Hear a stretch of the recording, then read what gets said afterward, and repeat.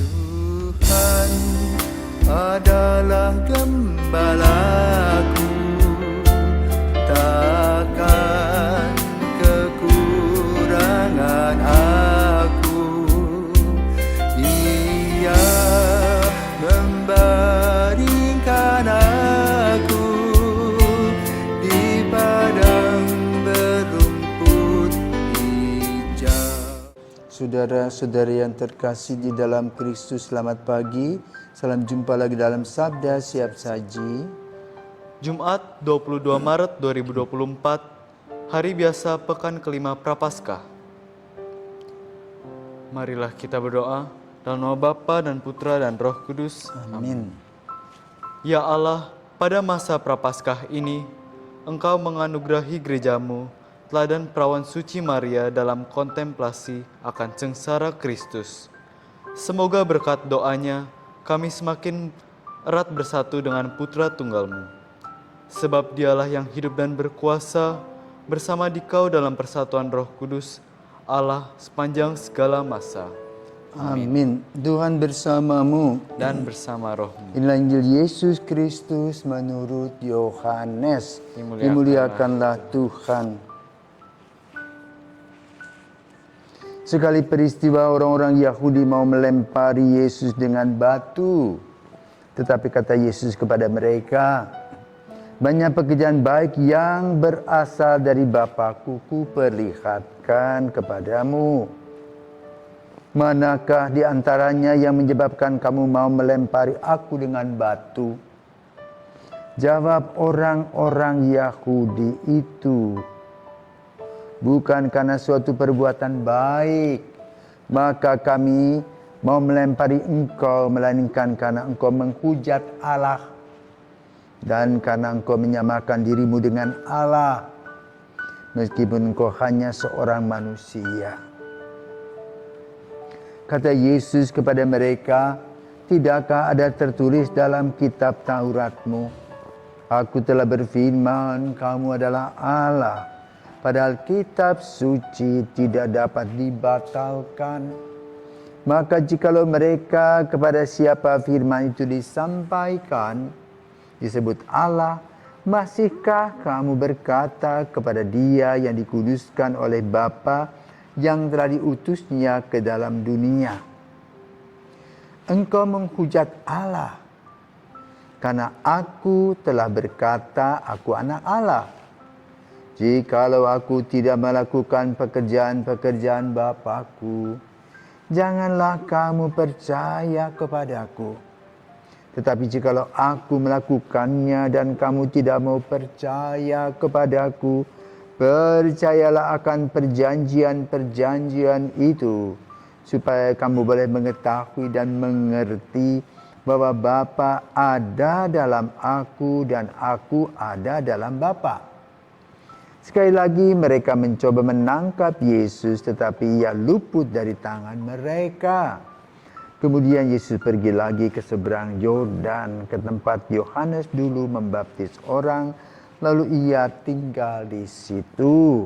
Banyak orang datang kepadanya dan berkata, Yohanes memang tidak membuat suatu tanda pun, tetapi semua yang pernah dikatakan Yohanes tentang orang ini benar, dan banyak orang di situ percaya kepadanya.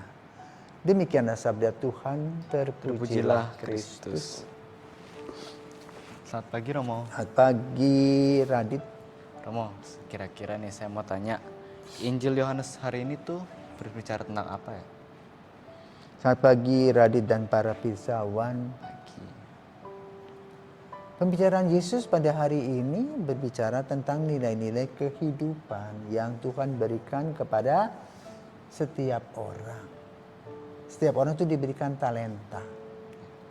Tapi tidak semua orang bisa menerima bahwa seseorang bertumbuh dan berkembang. Misalnya ya, kamu diberikan karunia untuk main piano.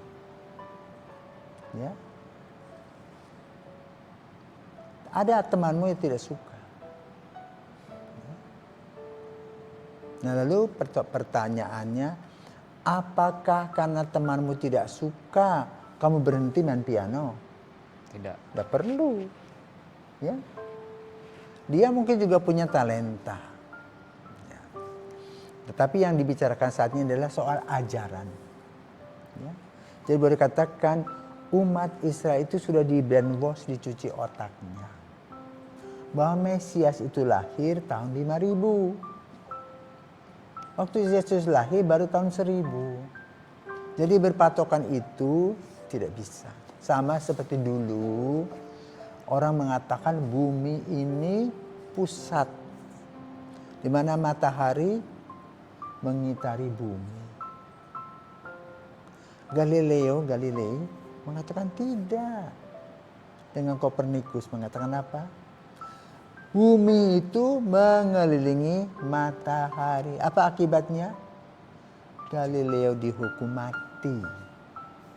Ya, karena kekuasaan tadi. Jadi cuci otak. Nah ini juga sama. Ya. Orang Yahudi ketika Yesus membuat hal-hal yang baik dan mewartakan ini loh. Berasal dari Bapa, lalu mereka menilainya sebagai menghojat Allah. Ya, karena tadi pandangannya tahun 5000. Sampai tahun ini pun mereka tidak terima. Ya, karena patokannya dari hukum Taurat itu diperkirakan. Gitu. Konsep itu dipegang teguh. Di satu sisi, kita harus memuji orang Yahudi memegang konsep itu. Tetapi kalau salah juga kacau. Seperti yang dialami oleh mereka terhadap Yesus. Maka Yesus biarpun berkata-kata, melaksanakan semua hal-hal yang baik, mujizat-mujizat, mereka tidak lihat. Bukan sebagai sang juru selamat.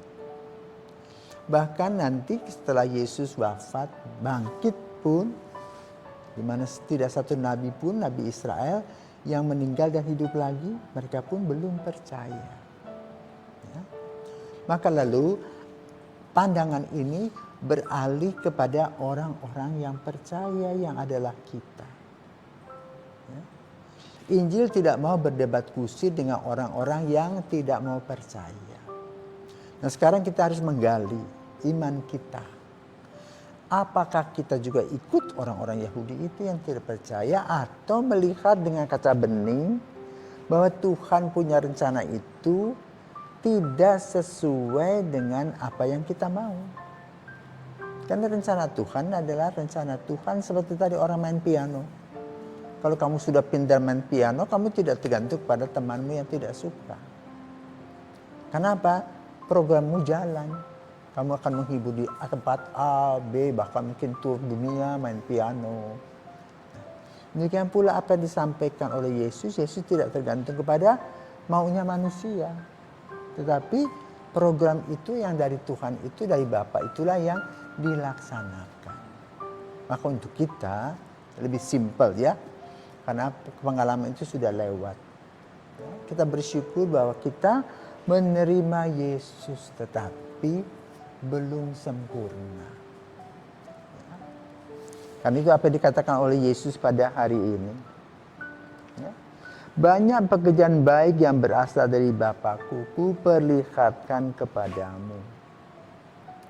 Inilah yang perlu kita gali dalam kehidupan kita sehari-hari, yang mana kita diciptakan sebagai manusia yang unik, yang berbeda satu sama lain. Maka kita tidak perlu cemburu kepada orang. Maka marilah kita menikmati saja apa-apa yang Tuhan berikan kepada kita. Ya. Yang kedua dikatakan tentang Yohanes. Yohanes tidak buat apa-apa. Tetapi apa yang dikatakan oleh Yohanes, luruskanlah jalan Tuhan, inilah anak domba Allah, itu benar. Maka kita melihat ajaran gereja kita sebagai sebuah kebenaran. Maka pelajarilah apa-apa yang diajarkan oleh gereja dalam kehidupan kita, yaitu melalui hukum cinta kasih. Pelajarilah dalam minggu ini apa yang dibuat oleh gereja perdana tentang kredo, aku percaya akan Allah Bapa yang Maha Kuasa, pencipta langit dan bumi. Dan Yesus dengan segala macam pernyataan, ya, ada 6 pernyataan. Lalu aku percaya akan Roh Kudus. Jadi boleh katakan kita percaya kepada Allah Tritunggal. Dan Allah Putra ini yang menjadi manusia itulah yang diuraikan di dalam kredo. Bahwa Yesus turun solider dengan manusia dalam terang Roh Kudus, lalu Ibu Maria hamil. Dan ada dialog sebelumnya. Kebebasan Maria menjawab iya.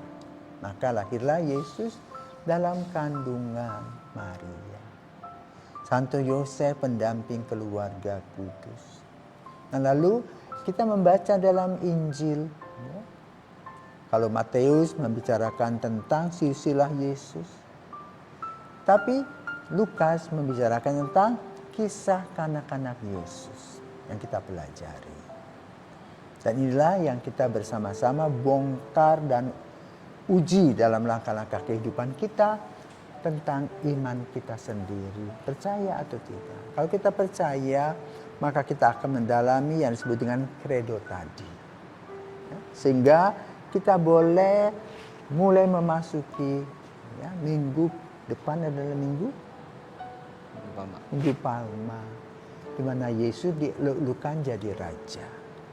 Tapi saat sekarang kita harus menggali, ya, tentang siapakah aku, apa yang kudapatkan dari Tuhan, sejauh manakah aku mengembangkan talenta itu untuk pelayanan kasih melalui sesama. Sebagai ungkapan kasih kepada Tuhan. Itulah kira-kira yang mau disampaikan oleh Injil menurut saya. Ya, Tuhan memberkati.